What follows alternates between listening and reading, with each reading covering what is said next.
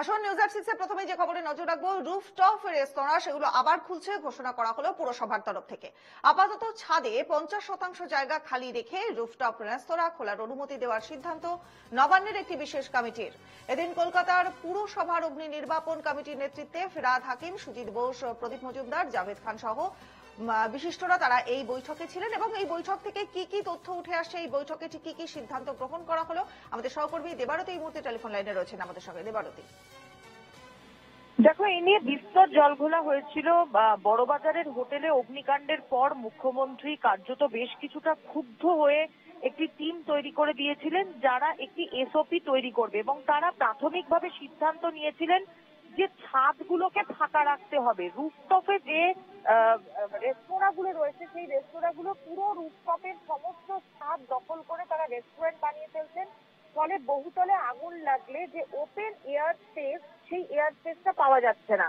সেই জায়গায় দাঁড়িয়ে কলকাতা পুরসভা তাৎক্ষণিক সিদ্ধান্ত গ্রহণ করে যে এই সমস্ত রুফটপ রেস্তোরাঁগুলো সেগুলোকে বন্ধ করে দেওয়া হবে এবং রুফটপ রেস্তোরাঁগুলো চলবে না।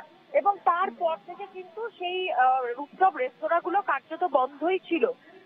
এর মাঝে 3 বার এই টিম বৈঠকে বসেছে। এই টিমে যেমন অরূপ বিশ্বাস রয়েছেন, ফিরহাদ হাকিম রয়েছেন, জাভেদ খান রয়েছেন, প্রদীপ মজুমদার রয়েছেন, অর্থাৎ এই 4 জনকে নিয়ে টিম তৈরি করে, সুজিত বসু রয়েছেন, 5 জনকে নিয়ে টিম তৈরি করে দেওয়া হয়েছিল এবং এই দপ্তরের সমস্ত আধিকারিকরা 3 বার বৈঠকে বসেছে।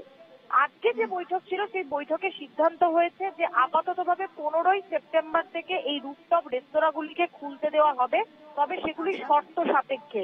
50% ছাদ সম্পূর্ণভাবে ওপেন এয়ার স্পেস রাখতে হবে, অর্থাৎ 50% তারা রেস্তোরাঁ করতে পারবেন, এসি রেস্তোরাঁ, এবং 50% ছাদ পুরোপুরি ফাঁকা রাখতে হবে। তবে এখানেও একটি শর্ত রয়েছে যে রেস্তোরাঁগুলো হয়ে গেছে সেই রেস্তোরাঁ বাদ দিয়ে আর কোনোভাবে নতুন করে কোনো রুফটপ রেস্তোরাঁর অনুমোদন কলকাতা পুরসভা বা পার্শ্ববর্তী যে পুরসভাগুলো রয়েছে সেই পুরসভাগুলো আর দেবে না।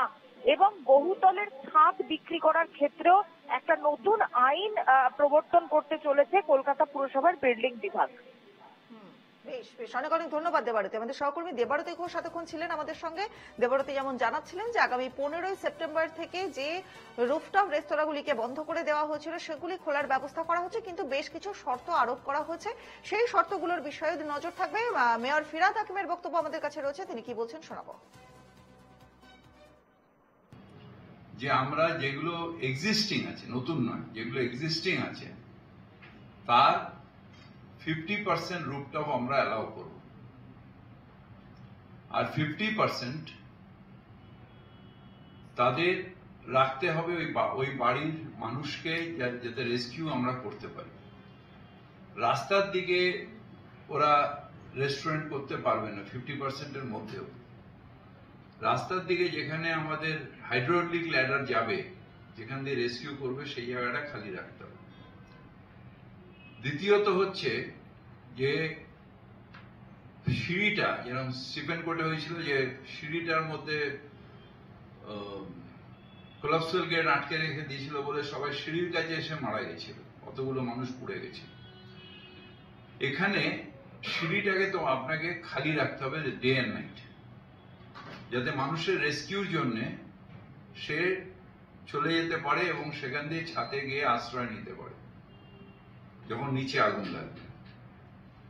দ্বিতীয়ত হচ্ছে যে সব নন রেসিডেন্সিয়াল এলাকায়, সেটা হোটেল হোক, রেস্টুরেন্ট হোক, স্কুল হোক, ফ্যাক্টরি হোক, সবগুলো জায়গায় ফায়ার একটা অডিট করবে। খুলছে রুফটপ রেস্তোরাঁ। আপনারা যেমন শুনলেন যে আগামী 15ই সেপ্টেম্বরের পর থেকেই রুফটপ রেস্তোরাঁ খুলছে, অর্থাৎ পুজোর আগেই খুলে যাচ্ছে এই রেস্তোরাঁগুলি। ঘোষণা করা হচ্ছে পুরসভার তরফ থেকে আপাতত 50% ছাদ খোলা রাখতে হবে এবং বাকি জায়গায় রেস্তোরাঁ বানানো যেতে পারে, এবং যেখান থেকে হাইড্রোলিক ল্যাডার উঠতে পারে, অর্থাৎ সামনের দিকটা কিন্তু ফাঁকাই রাখবার কথা বলছিলেন মেয়র ফিরহাদ হাকিম। বাকি ছাদে করা যাবে রুফটপ রেস্তোরাঁ এবং এই রুফটপ খোলার অনুমতি দিতে চলেছে কলকাতা পুরসভা। নবান্ন থেকে যে কমিটি তৈরি করেছিলেন তারা, সেই কমিটি এবার এই সিদ্ধান্তে উপনীত হয়েছে।